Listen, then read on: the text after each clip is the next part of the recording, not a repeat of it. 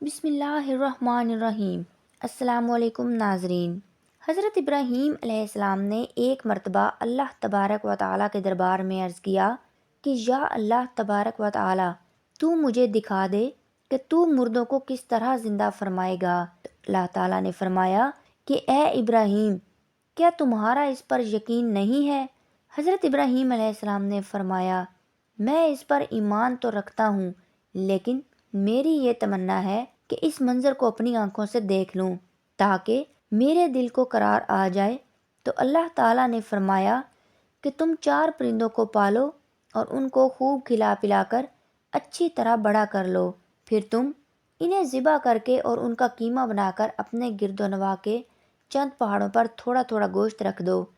پھر ان پرندوں کو پکارو تو وہ پرندے زندہ ہو کر دوڑتے ہوئے تمہارے پاس آ جائیں گے اور تم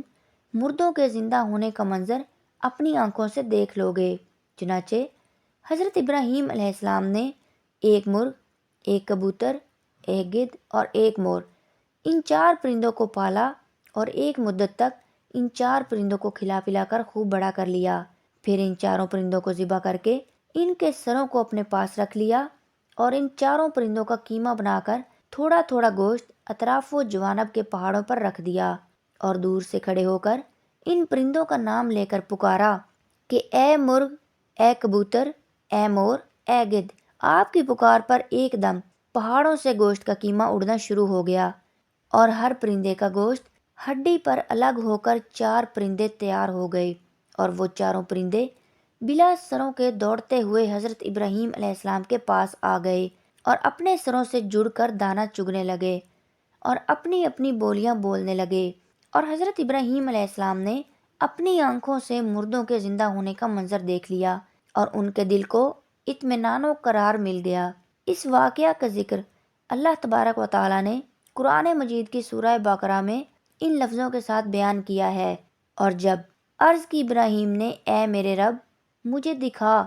تو کیوں کر مردے جلائے گا؟ فرمایا، کیا تجھے یقین نہیں؟ عرض کی، یقین کیوں نہیں، مگر میں یہ چاہتا ہوں کہ میرے دل کو قرار آ جائے۔ فرمایا، تو اچھا، 4 پرندے اپنے ساتھ بلا لے، پھر ان کو ایک ایک کر کے ذبح کر اور ان کا قیمہ بنا کر پہاڑ پر رکھ دے، پھر انہیں بلا، وہ تیرے پاس چلے آئیں گے پاؤں سے دوڑتے ہوئے، اور جان رکھ کہ اللہ غالب حکمت والا ہے۔ مذکورہ بالا قرآنی واقعہ سے مندرجہ ذیل مسائل پر خاص طور سے روشنی پڑتی ہے، ان کو بغور جانیے اور ہدایت کا نور حاصل کیجیے اور دوسروں کو بھی روشنی دکھائیے۔ تو ناظرین گرامی، آپ جانتے ہیں کہ مردوں کو پکارنا کیسا ہے۔ ناظرین گرامی، جب 4 پرندوں کا قیمہ بنا کر حضرت ابراہیم علیہ السلام نے پہاڑوں پر رکھ دیا تھا، پھر اللہ تعالیٰ کا حکم ہوا کہ ان مردہ پرندوں کو پکارو۔ چنانچہ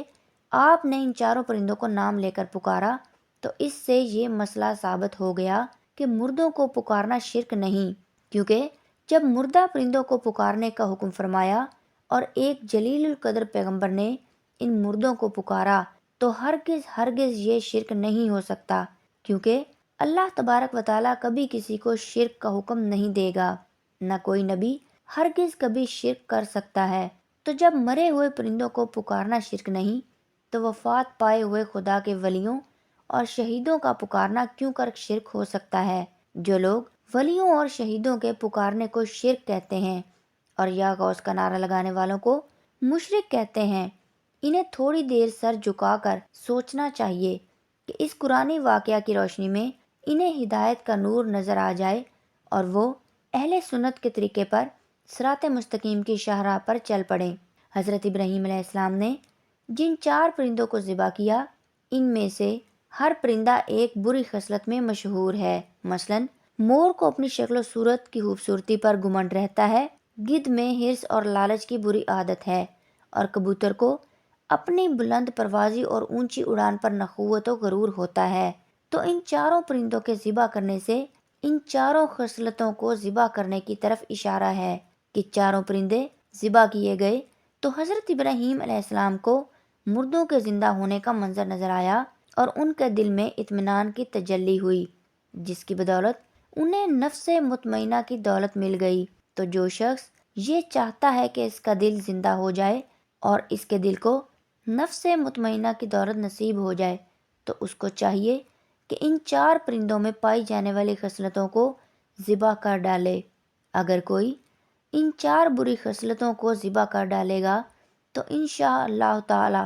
وہ اپنے دل کے زندہ ہونے کا منظر اپنی آنکھوں سے دیکھ لے گا اور اس کو نفس مطمئنہ کی سرفرازی کا شرف حاصل ہو جائے گا۔ ویڈیو اچھی لگی ہو تو لائک کر دیں اور میرے چینل اسلامک سٹوری باکس کو سبسکرائب کر دیں۔